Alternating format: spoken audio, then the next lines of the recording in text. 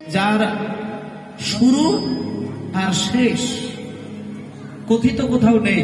সনাতন ধর্মের সৃষ্টির সন্তারিখ কোথাও উল্লেখ পাবেন, মানে কত তারিখ থেকে সনাতন ধর্মের প্রচার লাভ হয়েছে, কোন সাল থেকে সনাতন ধর্মের উৎপত্তি, এটা কোথাও কোনো গ্রন্থে লেখা নেই।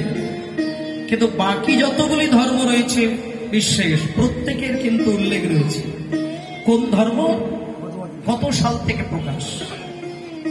ইসলাম ধর্মের কোরআন, খ্রিস্টান ধর্মের বাইবেল যেসব আছে, আর আমাদের সনাতন ধর্মের বেদ, প্রত্যেকটি ধর্মের যে মূল গ্রন্থ, যেমন সনাতন ধর্মের মূল গ্রন্থ হলো বেদ, আর বেদের আসল জায়গাটি হলো উপনিষদ।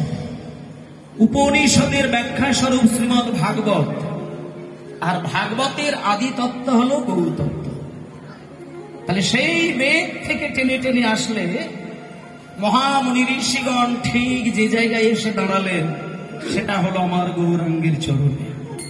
তাহলে মূল শাস্ত্র বেদ, এই বেদ 5000 বছর আগে সৃষ্টি। বেদ শুধু গ্রন্থটি 5000 বছর আগে সৃষ্টি মিনিমাম, আর বাকি সমস্ত গ্রন্থের আয়ুগুলো আপনারা খুঁজে দেখবেন সব 5000 এর নিচে। এগুলো প্র্যাকটিক্যাল ইতিহাস, আপনারা পড়ে দেখবেন। তথাপি একটা কথা বলি, তবুও কিন্তু সনাতন ধর্ম আজকে দেখো সারা পৃথিবীর মধ্যে সনাতন ধর্ম শ্রেষ্ঠ।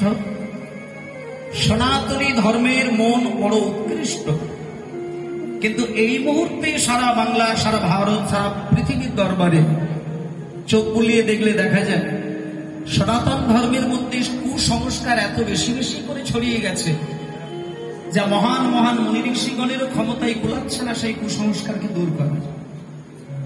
চৈতন্য মহাপ্রভু এসেছিলেন আজ থেকে প্রায় 540-50 বছরের মধ্যে, কিন্তু তিনি এসে যা গুঁড়িয়ে দিয়েছেন, এখন অনেক কুসংস্কার আমাদের সনাতনী জায়গায় রয়ে গেছে।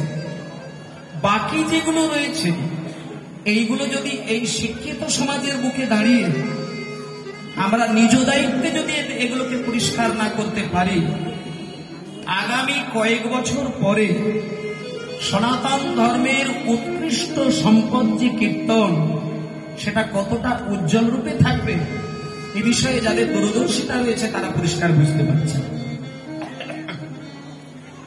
বিচক্ষণতা দিয়ে বিচার করে দেখলে দেখা যাবে এই মুহূর্তে সনাতনীদের যে হার, যা দূরদর্শিতা, যা সচেতনতা দেখা যায়। আজকে দেখুন মাইক দিয়ে, প্যান্ডেল দিয়ে হরিনাম হচ্ছে, সারা গ্রাম হরিনাম শুনছে, কেউ কিছু আপত্তি করতে পারছে না। কিন্তু এককালে কিন্তু এই বাংলার মাটিতে সনাতন ধর্মের মানুষ তাদের ইষ্ট দেবতাকে মনে স্মরণ নেবে, তার জন্য মনে মনে নাও গান করতে পারে, উচ্চ স্বরেও করতে পারে। যাকে ভালোবাসা যায় তার নাম মনে মনে করলেও সুখ পাওয়া যায়, আবার অতিরিক্ত যদি আবেগ এসে যায় তখন সে উচ্চ স্বরে গান গাইতে শুরু করে।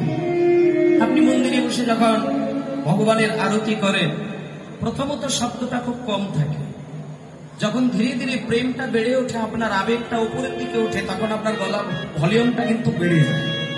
কেন?